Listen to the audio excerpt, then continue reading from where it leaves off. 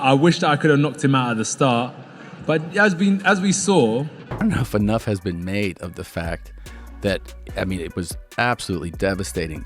But the fact that he had awareness immediately to go like he looked at the crowd like, oh, shit. Like, wow. He goes, it wasn't like, cracked. Yeah. I think he went into that fight knowing that was probably going to happen. Yeah. And ultimately, the big win for him would be that he was even willing to do it and that he could do well for a little bit. Yeah. Yeah. And then eventually just deal with the fact that Anthony Joshua is going to connect with a bomb. Yeah. And breaks his jaw in 2 places. Yeah. Jake has spirit. He has some heart. He tried his best. And I take my hat off to him because, number one, a lot of fighters haven't got in the ring with me and Jake did. And secondly, even when he got knocked down, he kept on trying to get up. And I take my hat off to him. When you really sit back and look at this fight, it doesn't feel normal. And that's where the conspiracy brain starts warming up. Are you telling me that Netflix probably emphasized, listen guys, take this as long as you can? So the bottom line is you take nothing from this. It was an entertainment product designed to get Netflix But last week you said it wasn't scripted. I think that ultimately Anthony Joshua's approach to it was what I said at the beginning. What I said was... Now you're telling us Netflix passed on a message, guys. I'm saying that Netflix's modus operandi is to operate with this kind of principle, which is stretch the entertainment. Anthony Joshua goes in. I framed the question to these boys that have been in the ring. Could he go in there on an under-aroused mindset because he knows what he's dealing with? No. He goes in as a killer. He went in there with a mindset, knowing what he was dealing with, and took his time and had no reason to do anything other than get him out of there when he felt like it.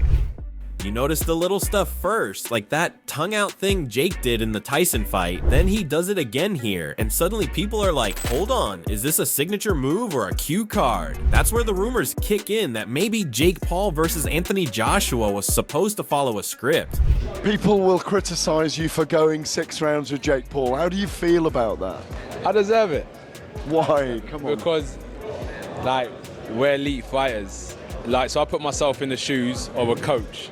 If I was coaching Anthony Joshua and he went 6 rounds with Jake Paul, I would get him back in the gym tomorrow, give him a bit of a beating, and we're getting straight back to work because I'll be like, how are you letting this kid take you 6 rounds? Are you crazy? But I can't go back in time.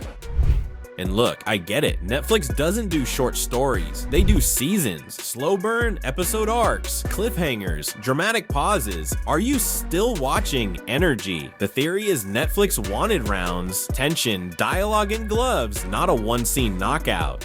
Appeared, slipped out the ring with the cornermen, slipped out the ring and he thought, wow, this is for real. And even a little jab that just gently missed him, you could see him thinking, what is this about? So it was a case of survival. And to me, I didn't want Anthony Joshua to knock him out, if I'm honest with you. I thought, you've got to make this kid have a reality check.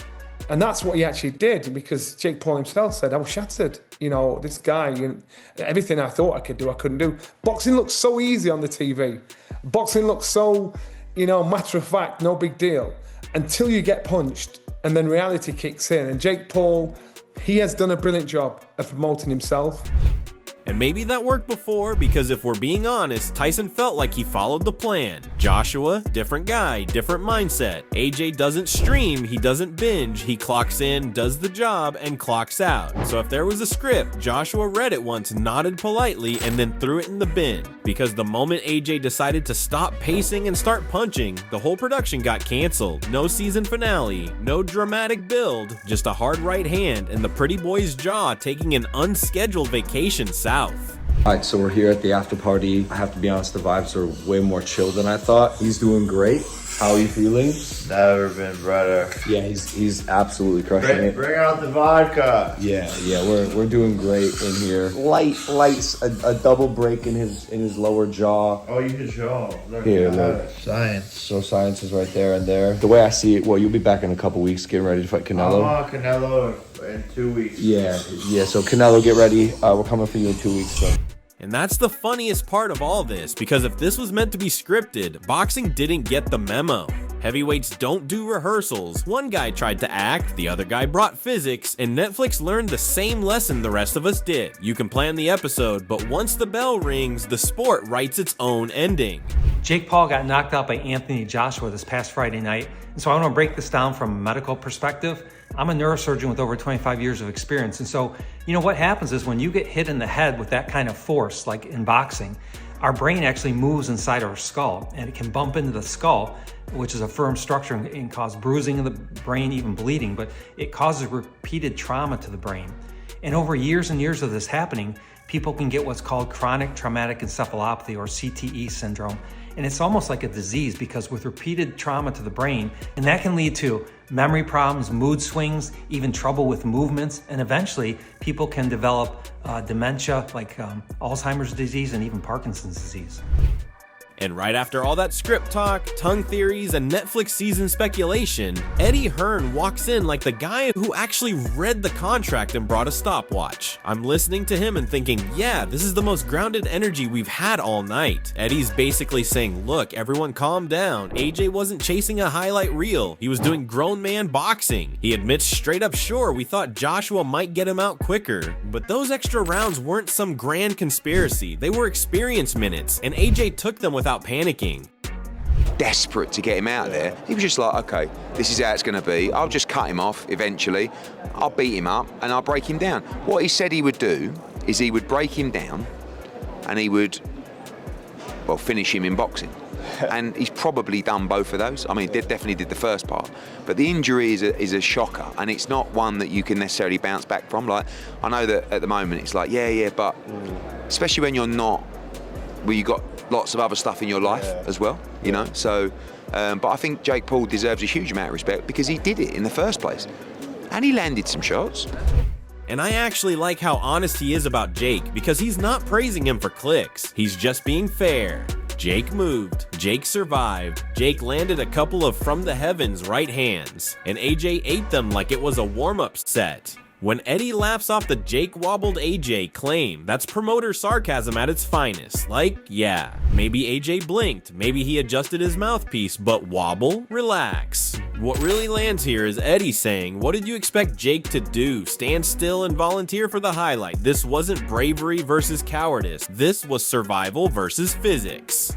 I'm sure if they won rounds, MVP would have gone, look! Yeah, definitely. But so I don't believe he won any rounds on the scorecards, but listen, maybe he did, I don't know. But he definitely didn't wobble AJ, but he did land. He landed his biggest shots. A couple of, like right hands from the gods, but he's just not big enough. He doesn't punch hard enough to I'm sure it got his attention, but he certainly wasn't wobbled. But he did really well. And by the way, people moaning, I think it was Sergio Mora. Who, listen, I love Sergio, but he's like, he's a disgrace, like he ran. It's like, mate, what? Like, he also held his feet and threw. He didn't not throw any punches, Yeah. And the funniest part is Eddie apologizing for looking smug, which is hilarious because AJ winning wasn't even the script people are mad about. It's the fact that it didn't end fast enough for anyone to feel comfortable. Eddie sums it up without trying to steal the spotlight. Jake earned respect for stepping in, AJ earned respect for staying patient, and the internet earned another week of arguing about rounds that nobody actually dominated. That's boxing in 2025, messy, loud, dramatic, and somehow we're all still glued to it. But whatever, like, I give Jake I've said in every interview, full respect to Jake Paul. And I think what he done was admirable, so I would like to apologise to Mrs. Paul. I didn't intentionally look smug. I couldn't have been smug because it didn't play out like I thought it was going to play out. I thought we were just going to flatline him in a couple of rounds. So there's nothing to be smug about, but we won, and And right after Eddie Hearn brings that calm, accountant with a punch clock energy, Antonio Tarver steps in like the veteran who's seen every version of this movie and already knows how it ends. I'm listening to Tarver and nodding because he's not disrespecting Jake, but he's definitely not romanticizing it either. He gives Jake credit for surviving, for thinking, for moving, for landing a couple of clean shots, and then immediately reminds you that thinking and surviving are not the same thing as winning. So, even though he wasn't as effective as he probably wanted to be, and I knew there was a distance between experience, and that's just what we saw tonight. How long do you think it would take for Jake Paul to spend in a boxing gym to overcome that experience that he didn't have tonight? How long would he need to to train? I don't know. He probably got to still keep picking his opponents, getting better, stay in the gym. But like I said, bro, when I looked at tonight, AJ was a huge fight. But if they want to really shoot a movie, bro, it's Antonio Tarver and Jake Paul. And I know the whole world knows that, bro. When Tarver says you can't just run forever, that line hits because it's boxing law, not opinion. You can buy time, you can buy rounds, but eventually the ring shrinks and experience cashes the check. I love how he frames AJ too, because he doesn't let anyone pretend this was a Fury level prep camp. This was a professional handling business against a guy who wasn't letting him set traps. And Tarver calling out that one right hand hunting mentality is dead on, because once that Woodley punch became the plan instead of a weapon, the ceiling was always there. Strategically moving, and he didn't let AJ set up. But you can only do that for a certain amount of time. You got to mix it up. You know, you just can't run. You know what I mean? You got to have another type of strategy. I thought he was trying to set AJ up to come in a little reckless, where he was trying to load up with that one right hand that he caught Woodley with a few years back.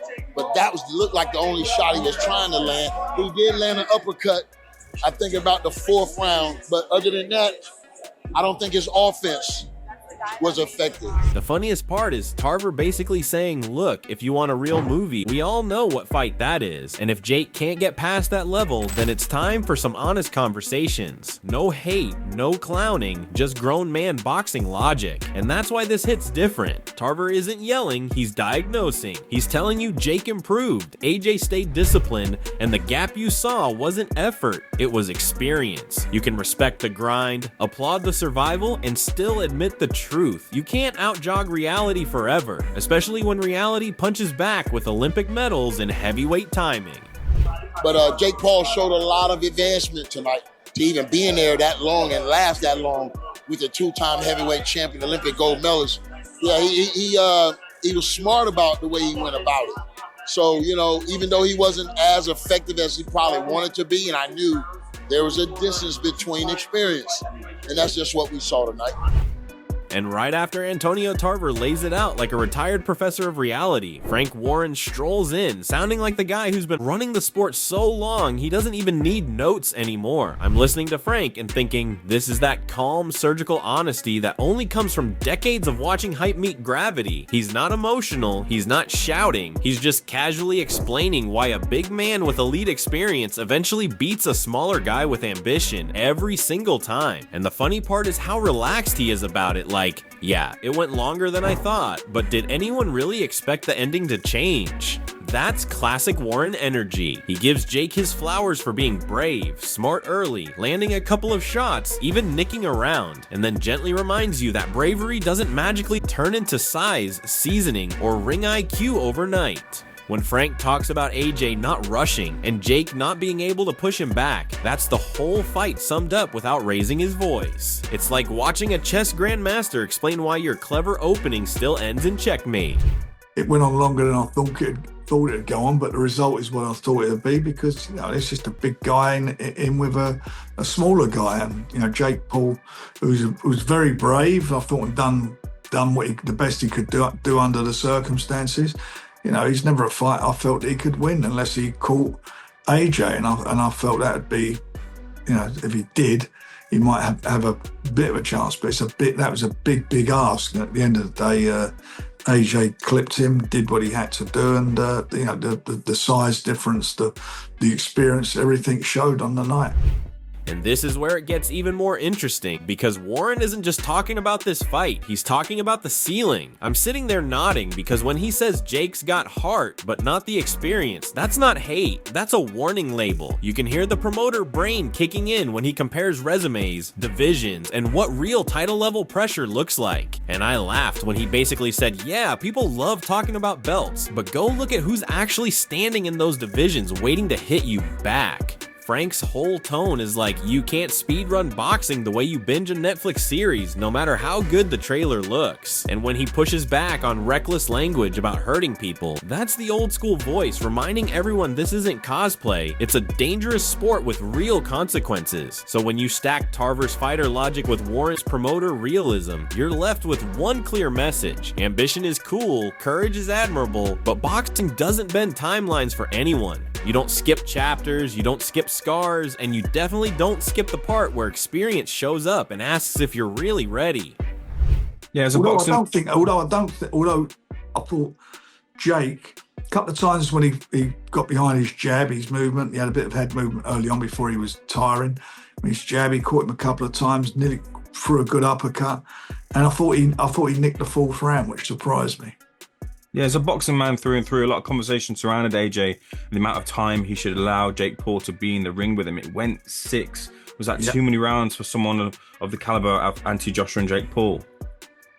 Yeah, I mean, you expect it, the big man to jumped on him and done what he had to do. So when you zoom out and put all of this together, the picture gets pretty clear. This fight wasn't about exposing Jake Paul as a fraud or crowning Anthony Joshua as something new. It was boxing reminding everyone how unforgiving the latter really is. We saw spectacle meet structure, hype meet habits, and ambition collide head on with years of experience. Jake proved he belongs in the conversation, that he's tougher, smarter, and more durable than a lot of people give him credit for. But AJ proves something just as important. At the highest level, patience beats chaos, fundamentals beat moments, and eventually the ring stops caring about narratives. Tarver gave us the fighter's truth, Warren gave us the promoter's reality, Eddie gave us the business logic, and somewhere in the middle, the sport quietly reasserted control. No scripts, no shortcuts, just levels. But when you're fighting AJ, you've got to push AJ on the back foot. You negate a lot of what he does by pushing him on the back foot. And unfortunately,